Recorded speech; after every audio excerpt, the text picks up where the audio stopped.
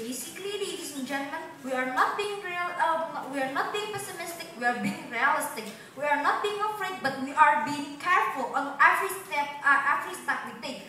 We say Asians is not ready to actually have only 10 years to develop and also to adapting to the new currencies. So because of that, I would like to bring 4 major points of rebuttal regarding whatever they have stated before. Firstly, they never explain to us on how these developing countries will be developed. They never explain to us on how this will decrease the poverty and solve every problems in those Asian countries. They are only stated before, but we are asking them on how this kind of mechanism can actually help us. That we say these Asian countries have a different starting point, have a different way to develop themselves. And if we are actually applying this motion, it will lead to a major catastrophe on how this kind of countries are hampering each others in a matter of developing their own countries. Second of all, I've stated to you that 10 years is never enough. You are talking about on how these countries will develop, and first they will adapt later on. Then I will tell you on how difficult adapting this kind of same currencies in my argument.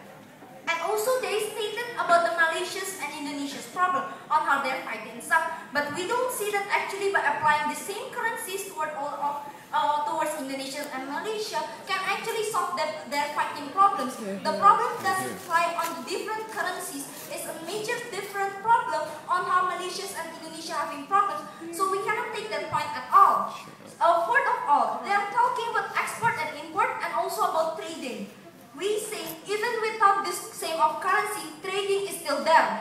We say when we are applying the same currencies, this kind of trading will bring more disadvantages toward those kind of countries, because we say what makes people are interested in the trading is the different currencies that can bring them a major benefits if they trade to another countries. As we take an example of Singapore and Indonesia, Singapore are actually trade to Indonesia in a matter of rice, maybe because this Indonesian currency are lower than Singapore currency. That if they buy rices from Indonesia, they will get more and more benefit because their currency is higher than Indonesia itself. So this will bring a major benefits toward Singapore on how they can achieve more rice in lower prices, and Indonesia can have more and more benefit or money from Singapore itself. So on that point, we also say that free trade is enough. There is kind of free trade that on how these countries are still can compete to another countries even without the same currencies. So under that point, I say that the affirmative thing doesn't prove their cases at all. Now moving on to my argument on how what will happen if we are actually applying this common currency, I will break it up to 2 different analyses on how if the countries are adapting and also on how the society will adapt.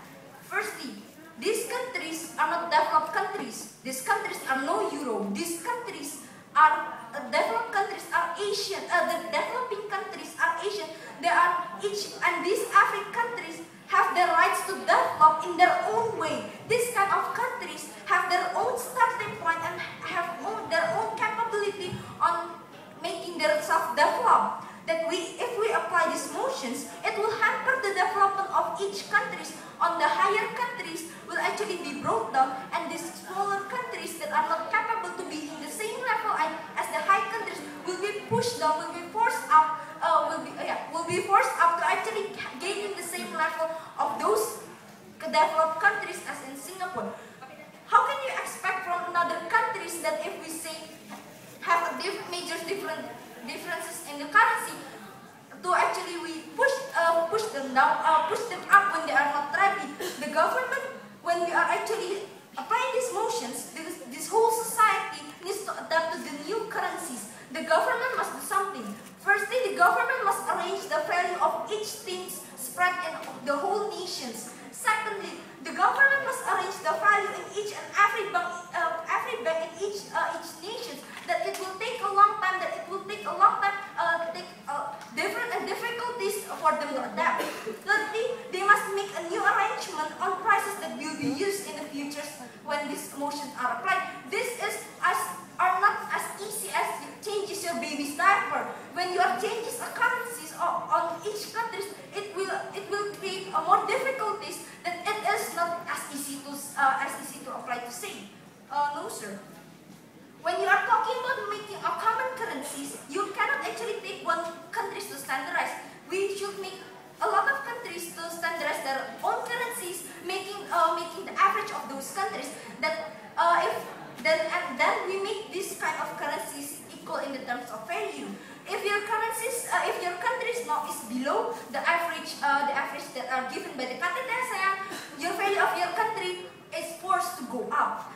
When these countries' value are forced to go up, it leads to increasement of the value of life in each country. Maybe when you are buying one package of rice in Indonesia that is only 2,000, when you are applying these motions, it can actually go up and reach to 5 or 6,000 in the futures.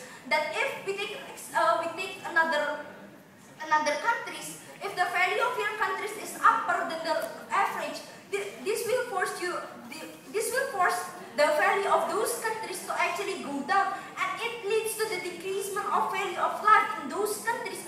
We say, my first speaker have already stated to you that on how this is not justifiable to actually bring down another certain countries when they have already struggled each by day to actually develop on that level. We cannot force them down to go down just basically into that to make this common currencies. And also, we believe that this will only bring confusions toward the countries.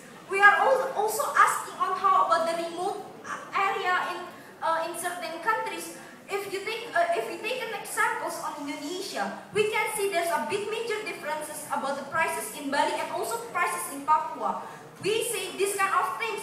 If we are applying this motion, the prices in Bali will also increase, and the prices in Papua will also increases a lot. So we say this kind of thing is not justifiable on how, if we see there is a big differences on prices in Bali and Papua, that 1,000 here can actually mean 10,000 there. So when we apply this motion, it can actually lead to more and more upper increasement in prices. On the point of society, we see the society will be even harder to adapt to these new currencies, new value of life, new prices on things that maybe before you are buying a drink that is 2,000, and with these new currencies, the drinks will be, I don't know, maybe 4 or 5 or more rupiahs. That it will lead to a big confusement into Indonesian society that they themselves are already content on their currencies, and it's also hard to, if the government want to socialize this kind of currencies, there's no big demand from the society to actually change the